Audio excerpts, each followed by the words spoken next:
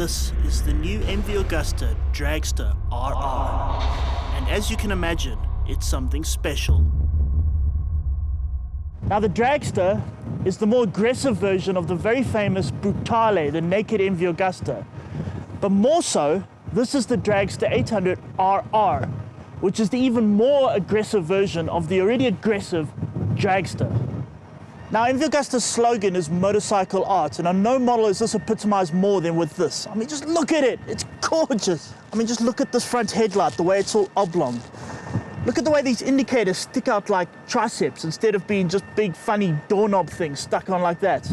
The way the mirrors are stuck onto the end of the handlebars like this instead of being these big antennae things sticking out the top.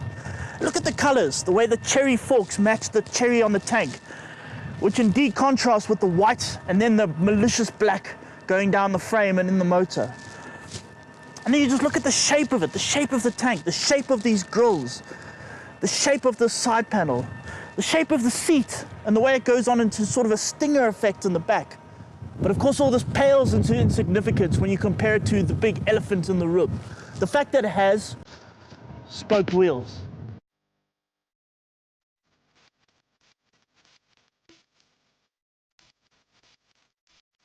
For the Dragster, MV uses the 800cc triple that they've used for a while now.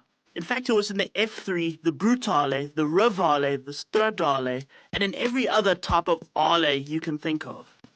But in this bike, they may as well have used a coffee machine. Because really, look at it. It's a piece of art. Why would anyone want to start and ride this thing? Who the hell starts and rides art? As you probably worked out by now, I am absolutely heart-throbbingly in love with the looks of this motorcycle. As a matter of fact, I don't actually care what it's like to ride. Actually, let's not even ride it. Let's just leave it there and look at it.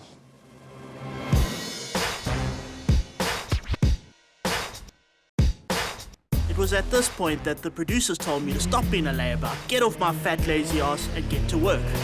So, I suppose we better get on with some road testing then.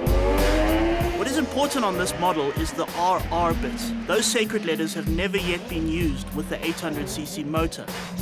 And what it means is that the power is up from 125 horsepower to 140.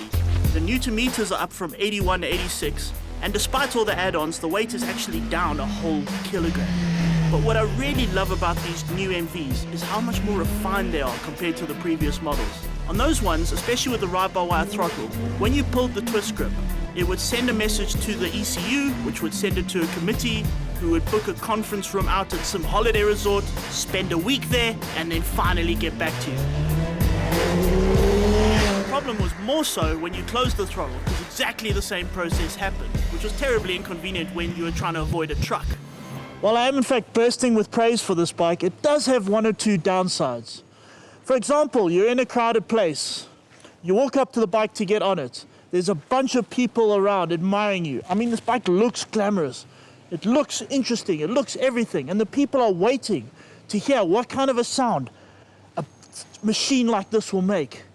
And then this happens. Sounds like a diesel generator.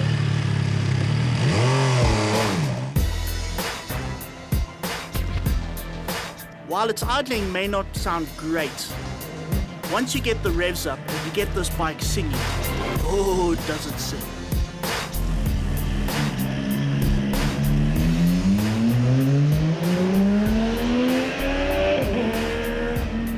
Apart from good looks and power, there is some technology on this bike too.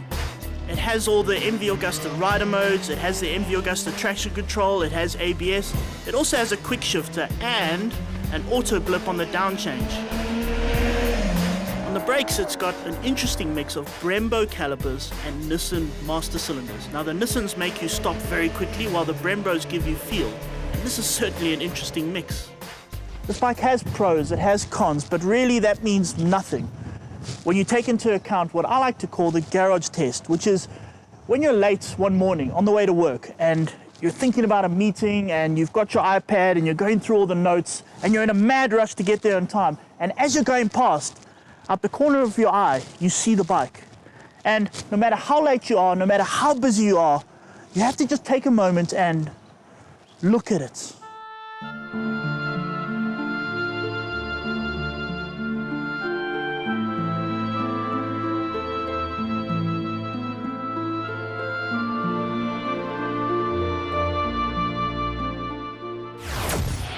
So, Dom, how long exactly were you lying there looking at your bike?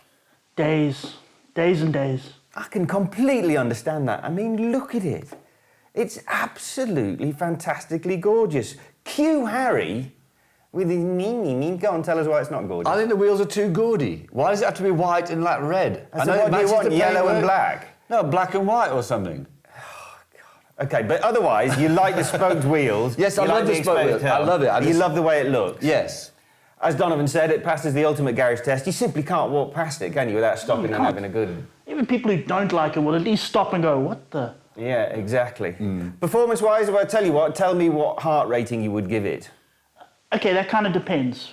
If you plan to put it in your lounge where your TV used to be and just look at it, definitely a 5. Fair point. The moment you start it and hear that cement mixer idle, it goes down to about 2. But then when you click it in gear and ride it again, 4.5. Yeah, it is that. I rode it as well. It is that good. Fantastic. So are we taking an average of those, or are we just going to go with 4.5? 4.5. 4.5. Okay, 4.5. Price? Price is 189,000 Rand, which is 20 grand more than the non-RR version, which isn't that bad, actually. It's a lot of extra bikes, another 15 horsepower, I think, and it's got more electronics with the up and down. You can't say it's just, well, it's also an 800. I mean, it's 15 horsepower, it's electronics, it's spoked wheels. Yes, exactly. How rare is that on a road bike? So 4.5, I'd agree with that. You'll probably disagree because you're in that mood, aren't you? No, I'm actually agreeing today. I'm just going to shut up, actually. I'm going to say nothing. In fact, I'm not even taking part in this anymore. Oh, we like it when he does that. Harry's going to be quiet, and I think we will be for just a little minute. We'll be back after the break when Harry will be speaking to someone who knows a lot about electricity.